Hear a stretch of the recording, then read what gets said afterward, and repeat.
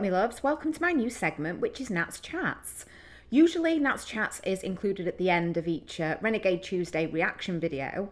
However, I'm just going to try something a little bit different. I'm just going to make them kind of their own episodes and series. And so I will be releasing them at the same time every Renegade Tuesday so that you have the option to either watch the new video or watch Nat's Chats first. It's kind of your decision. You can be the judge there and you can do what you fancy. On this episode, we are going to be discussing last week's reaction, which was Ren's blended version of Message in a Bottle and Back on 74, which I thoroughly enjoyed, thanks to your recommendations. So this was a lighter one. I found it quite sultry. I found it quite sexy. And Ren's voice just took me away to different places. It was just so lovely because, I've been exploring recently a little bit more serious topics when it comes to his music, so it just honestly was just a really nice way to change it up and for me to fall a little bit more in love with Ren. So I've had some wonderful comments from all of you guys, so without any further ado, let's get into them. So let's start as we mean to go on. At Peter Andrew 2071, I must say this is one of my favourite comments of all time. Nat, I hate to tell you this, but I feel as though you've just experienced a Rengasm. The ladies seem to get those from time to time. Yes, and that would be entirely correct. So Rengasm is a thing apparently, and I've had my first one, so I wonder how many more I'm going to have if he's in formal attire or anything else for that matter. So I love this one. It really gave me a bit of a chuckle in the day. So thank you so much, Peter Andrew, for bringing that to my attention. So at Andy Star 351. No props in this one, filmed in the upstairs room of Valentino's bar in Brighton. They had about 2 hours to get the perfect one shot. The lighting was done by taping A4 paper over the bulbs already in the ceiling. There is a 30-minute behind the scenes about how Ren's making of the video, if you are interested, which I actually did go and have a look at. I'm super new to this, so I've just discovered kind of Ren makes stuff, and every time I do a video, I'm going there looking a little bit into the behind the scenes. And with this particular behind the scenes, if you've not seen it, I will put the link in the description below, and this may be a little bit of a spoiler for you, so be aware. I was just really taken away with the fact that he really, up until the night before, he was still trying to make changes to the song to get the exact blend that he wanted. It was just really nice for him to collaborate with other artists and kind of to see that process and just see how involved he was with the production on the day as well. And I just found it really fun to watch. Honestly, I loved it. Even when they had a power cut in one of the rehearsals, that was not stopping Ren. He was just going for it. And the way that he kind of was collaborating and asking, the backing singers as well, he was just really respectful. And it was like this he really cared about what they thought about the song and was almost taking their props as well and giving them a bit of freedom as the artist to, just have a little bit of control there, which I just love. So yeah, Valentino's bar, I've looked into that. If I'm ever in Brighton, I'm going to have to go and have a cocktail. And it's actually a 1920s bar. One of my questions was about the artwork in the background. I wasn't entirely sure if it was intentionally, put up there by Ren or, if it was part of the bar. And it is part of the bar. The artwork's really interesting because they've not used specific notable art pieces. They have just chosen artwork that really adds to the ambience and the atmosphere of that bar, and it is more of a 1920s theme.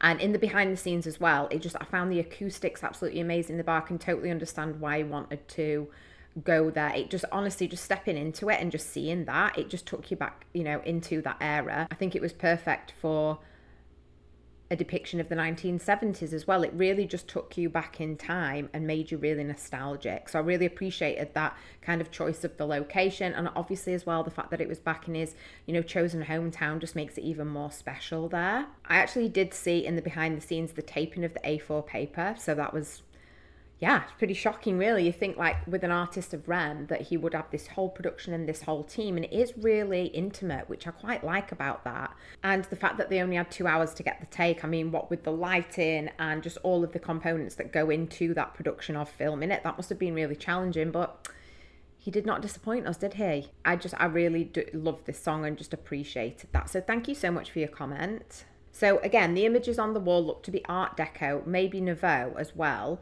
Look up the artist, and I'm going to say this wrong, so I do apologise. You know what I'm like with this. or Erte if you enjoy that style of art. And yes, it did actually, when I went and had a look into the specific art pieces featured in this video in the Valentino bar, it does seem that this specific artist of Erte, some of those are that artist pieces. So I just thought I'd mention that. I'm going to just put a little picture now of the specific art pieces I was talking about, and I just really loved, I don't know, it just really brought to the atmosphere, you know, it just really added to the nostalgia of going back in time. So thank you for that information. I will be looking into this artist a little bit more. I've definitely been inspired through Ren's music video. So Stuart George, hello my friend. I believe that you have been in my comment section before, so welcome back to Nat's Chats. At Stuart_George, you say, shout out to Sylvia Mwens, hope I've said that correctly, and Scarlett Faye for their vocals, and Kai on the bass. Scarlett has a YouTube presence and is worth checking out on a side quest, which I have done, so thank you so much for the heads up on that. And yeah, she does have some really cool material, absolutely stunning, beautiful voice, really one of a kind. So I will include that link below so you can go check out her YouTube page. It's quite interesting to look at. And you probably didn't recognize Kai on bass, as the last time you saw him, he was playing the part of Cujo in Cujo Beatdown, which was one of my all-time favourite diss tracks in the whole wide world. And yeah, it's so interesting because when I looked at the video on the first reaction, I thought, like, who is this dude? He just seems really suspect. It's like he's in a disguise. And maybe he was in the disguise because he didn't want us to know. He didn't want us to think, oh my God, Cujo was just there playing on the bass or something. So yeah, maybe he was trying to disguise himself from one of the previous videos, which was Cujo Beatdown. Yeah. So I did find that really interesting. And also in the behind the scenes, he just seems to have a really cool vibe. And I just feel as though like him and Ren, they really do play off of one another. And it is just a really, really nice collaboration to see. So thank you so much. I love Kai. Definitely going to be looking out for him in future videos. So at MAJ Brat, love heart, Riz Ren, love heart. Yes, thank you so much. They all killed this one, and I totally agree. Happy New Year, and to you too, from Vancouver, BC. Ren went home for Christmas during his treatments in Calgary and heard Back on 74, and he recognised that the riff in it was very much like Message in a Bottle. He loves Sting and the Police. His creativity kicked in with an idea for this mashup. Yes, I was wondering kind of where that came from and how he did get the inspiration for this. He took some liberties with calling back to the era rather than the street, as it was a great era of music. Wrote in his cheeky little rap in the middle, which was a favourite of mine. Called his friends and made this wonderful little jewel for us, channeling Sting so incredibly. 10 days from the ideas to filming. There is a behind the scenes, yes. So thank you for that again. LMAO, all those who fancy Ren were feeling this. The last line sung was so low, hot and cheeky. He knew exactly what that does to us. And then laughy face. So thank you so much for this comment. And I can definitely relate to that. I was hot and bothered throughout the whole thing. And like I said, I've only ever really seen Ren in, well, a selection of outfits, but never really more formal attire, and it kind of hit me. Definitely was falling in love with him a little bit too much there. I don't even know how you get a concept and then it takes you literally 10 days to blend the versions together, but then go and actually record it and just get the whole thing done. And I have seen the behind the scenes for Cujo Beatdown as well. And I was really surprised to know. I was kind of wondering, how does the post-production go? Like, how does he get an editor to do it? Which I didn't really feel as though made sense. And yes, he does say that he does like to edit his own things because it's all about context and it's all about the certain lines or the certain ways that he might, you know, walk into a scene that he really wants complete artistic control to make sure the final version is what he like imagined in his head. So I have even more respect for that from literally the beginning to the end of any production or any song, Ren is, you know, the forefront of that. And I just love that, honestly. So thank you so much for this information. Personal favourite lyric in the little rap section was "Take more head than the blade of a guillotine." I had no idea what a guillotine was, but like I said, if Ren was singing about head, I was all in. So this is a perfect explanation from Mark Atkinson 4149. Because if you're like me and you just didn't know what a guillotine was and you were just taken away with the idea of Ren and head in the same sentence, I really like this. So a guillotine is a medieval device that was used for beheadings. The person is put on their knees and their head is put into the contraption and a blade falls and chops it off. So that's pretty depressing. So yeah. I mean, the only way that you'd get me in one of those things is if literally Ren was in front of me. So with that, let's swiftly move on and thank you for the explanation. This is from one of my wonderful new friends on here, Dr. Brummel. He did do quite a long comment, which was really informative and had so much insight in, so you can check that out in the comments section. But I did want to just pull this because it's specific to some of the lyrics that I just did not pick up on because I'm just such a renegade in training. So some fun facts. The line, "and the world is yours," that's a Nas shout out with an awkward pause, is an Easter egg because it points to the track Ren released next. It was Halftime, a Nas retake. So I had no idea and I need to go and check this out and do a reaction. I like this idea of a collaboration, not only with, the backing singers and Kai, but also a lot of the lyrics in this piece was references to pop culture, such as Angelina, I want to raid her tomb. Well, you know what, Ren, you can raid my tomb any day, darling. And yes, the Nas. I totally missed out on Nas. So I like the fact that he's incorporated that into here as a little Easter egg as well, and more of a collaboration. He's kind of, including that artist and giving him some props too. Massive Like Jungle, Shy But Rude is a reference to Nas's younger brother, Jabari Jones, whose nickname is Jungle. He's a large, massive guy, and both are rappers. So yeah, I had no idea. I actually thought the Jungle was reference to the actual duo Jungle that did the original of Back on 74, but this makes it even more special. Both Nas and Jungle are sons of the jazz trumpet player, oh here we go, it's like all connected, Alu Dara. Nas has even a nice track featuring his father, Bridging the Gap, official video, featuring Olu Dara.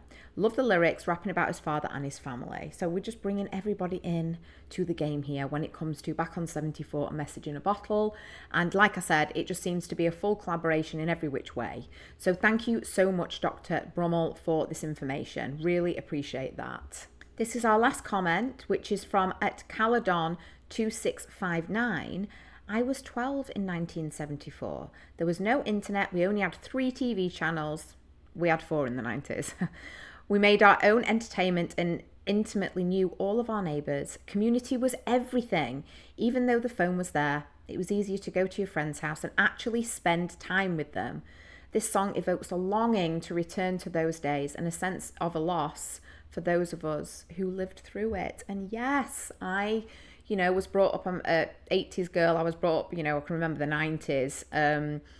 And it, again, as a mother, it just makes me really sad that my children are not going to have those connections. And at the moment, there's kind of a trend going around with like all the people that went, to school in the 90s, all of the different things that we would have experienced back then. And it makes me nostalgic, but it does make me quite sad and longing for those times back. I think social media has not helped with this. And, all the kids, all the teenagers, I just feel as though they a little bit lack social skills because all they're doing is down on the phones all the time. And it is one of those things, even as a mom, and now that I am doing, one of my gigs is on social media, I have to be really conscious of that I'm not constantly looking at my phone all the time. And I have to really put boundaries on that so that I'm present. And I feel as though back then,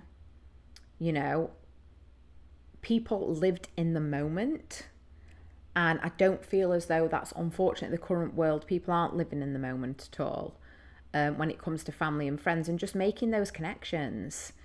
Just saying hello, knowing your neighbours. I mean, even when I lived in downtown Vancouver and I was like right downtown, I must say that I lived there for 12 years and I can't even really tell you who my neighbours were. And we're in the hallway, we're in elevators.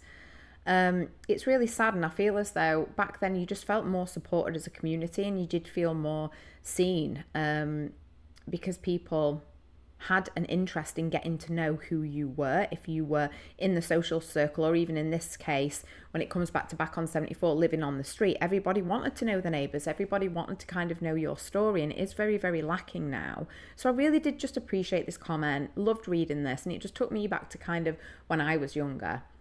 And I'm really sad that my children aren't going to experience that in the current world that we're in. So yeah, I think we'll leave it on this kind of very, very nostalgic point here. Thank you so much for that. And once again, everybody, I've really appreciated reading your comments. It is one of my favourite things to do every week, and this was a hoot. So thank you so much for the recommendation. So Renegades, it has been quite the week in the Reniverse.